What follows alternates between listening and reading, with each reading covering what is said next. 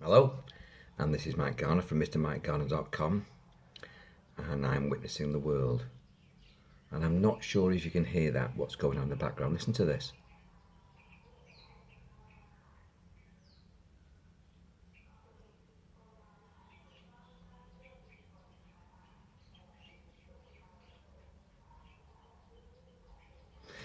You might be able to hear two things. You might not.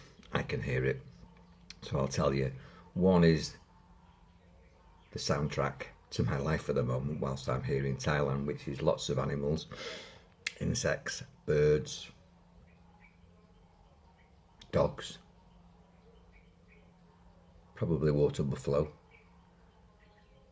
as I live in a really rural area and there's a sort of like a constant noise. It's like living in a pet shop. I actually really like it. It's very comforting once you get used to it. But there's also, it's just gone 8 o'clock in the morning here.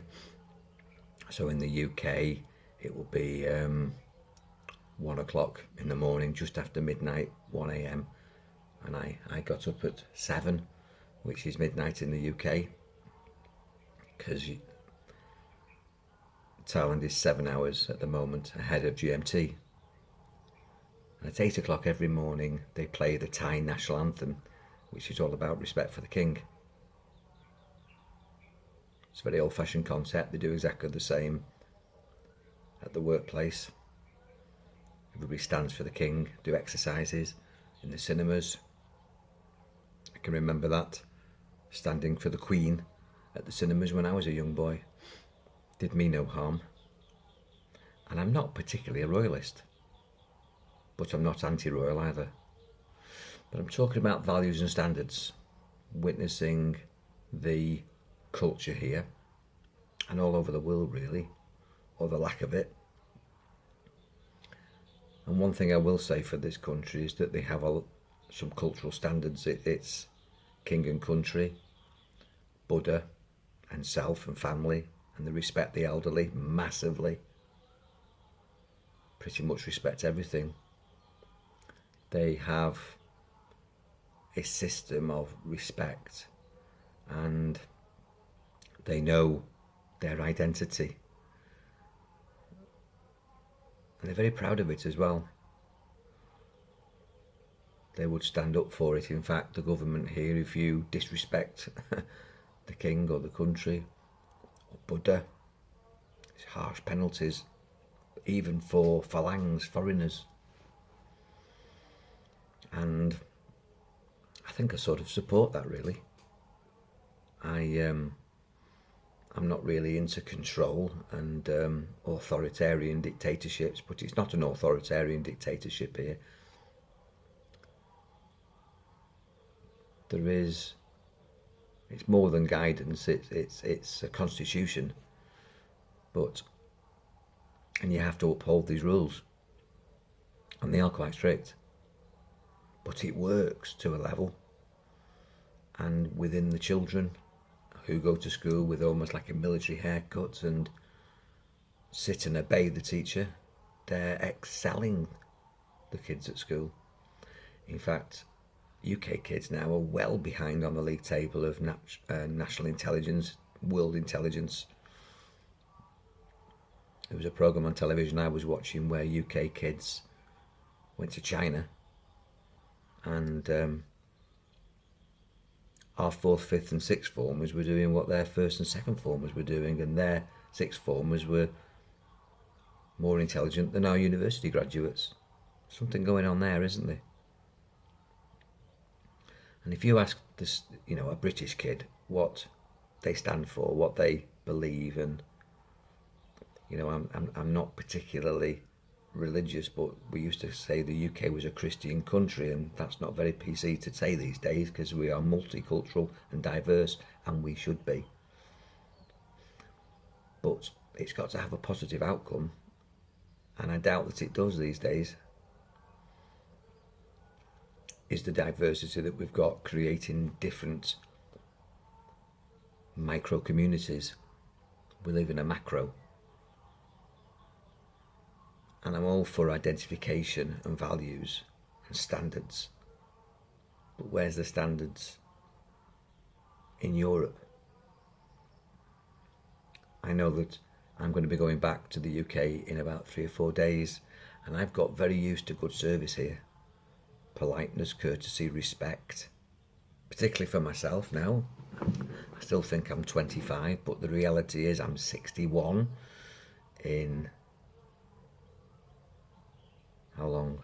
About 6 weeks. So to a lot of people, I'm a senior fella. I've gone past my midlife crisis. I think I have one of those every day. And here I get respect. Here, these grey hairs, this bald head is admired. I'm consulted for my wisdom, not disrespected and thrown on the rubbish pile because of my age. I've never felt like that personally, but I know that happens to a lot of people who are 55 up, particularly in industry.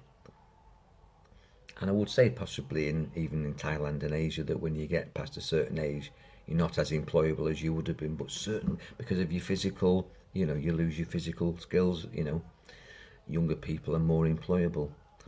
But younger people aren't so much consulted, it's the elders. It's glamorous to grow old here, and you're consulted for your brain. And that national communication is still going on. It's a bit like, the Robin Williams film, Good Morning Vietnam, where the villagers get updated with the community news. There is a community here, there is a community feel, there's a community centre. There is community farming information.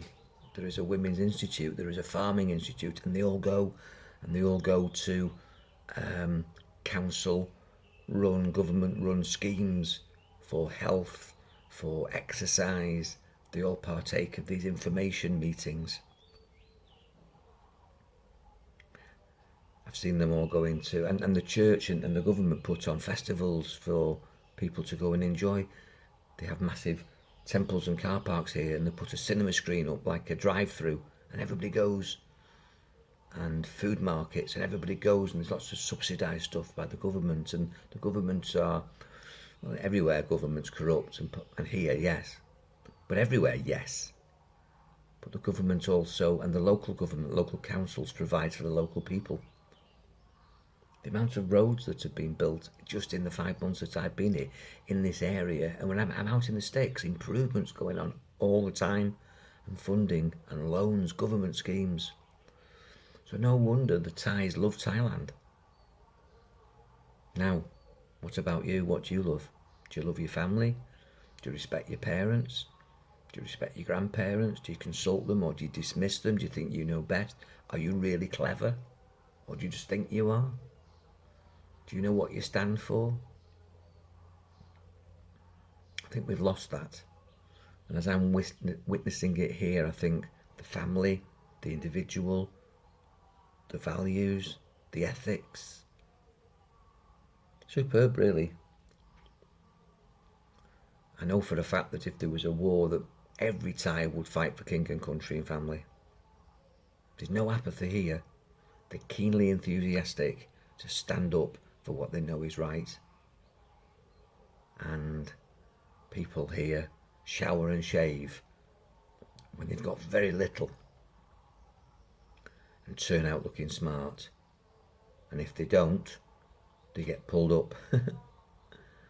Here the lowest part of the body, the feet, is never displayed. It's a funny thing that if you had your feet up and somebody elderly walked past, you put your feet down. It's like, holding a door open for a lady, which I was brought up to do, and standing up for an old person on a bus, which I was taught to do. And these days, people look at you as if you're weird if you do things like that. I think we've gone backwards with that. It's nothing to do with patronising women. It's respect for mothers, Mother Earth, and nobody's better than anybody else.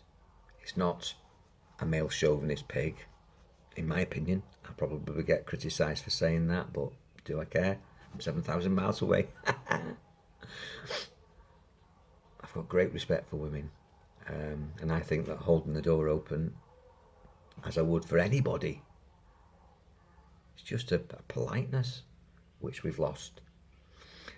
I don't want to go down the politically correct path because the world's gone mad, but I do want to go down the road just briefly of beliefs and values, what you stand for, what's important, what's not important. And as I witnessed this, I realised that me now approaching 61, I don't think in my lifetime the UK will go back, or Europe will go back to those values, and I think we should. I think we've got to, whatever happens with Brexit, we've got to create a unity. And if the United Kingdom splits up, we've got to create something else. And as we separate the European Union, we've got to have unity in something. We've got to have respect. We've got to have belief and values, even if it's only within ourselves. So what do you believe? What's important? How are you contributing to the community, to your family community, to your work community, to your neighbourhood community, to your county, to your country, to the world? Or are you just in it for yourself? And if we're just a load of individuals who are in it for ourselves, then it's very easy for us to be controlled, because we're not united and we've got no strength in power, in unity, in group, in team. We don't feel like we're members of a team. We're all just in it for ourselves, and that leads to anarchy. And I think we need to bond. I'll leave it at that. The community news is still talking. They started with the national anthem, they'll finish with the national anthem, and this will be repeated tonight as well. And I find it rather comforting, even though it's like going back in time. Because I know that, like the minute silence where I was taught at school for Remembrance Day at 11 o'clock on that Armistice Day to stand and be silent. And on a Sunday, I used to go to Sunday school. I was born in 1957, and in 1960s, I never went out to play on a Sunday. There was no shops on a Sunday. It was a day of respect. Whether you believe in that or not, and I'm not saying that was right, and I'm not saying I'm right, but I knew what was what. I knew, to take my elbows off the table. I knew to put the toilet seat down. I knew to not get up from the table and, spoke when I was spoken to. These are old-fashioned values which you're going to think, oh, grumpy old Mike. I don't care. It did me no harm. It did a lot of good. My children have been brought up with a lot of those values. And I know that society grows and moves forward. But just ask yourself, as you witness the world, are we moving forward in the right direction? And I question that. Have a great day. Know what you stand for. Know your own values. Know what you believe. And make a difference. God bless.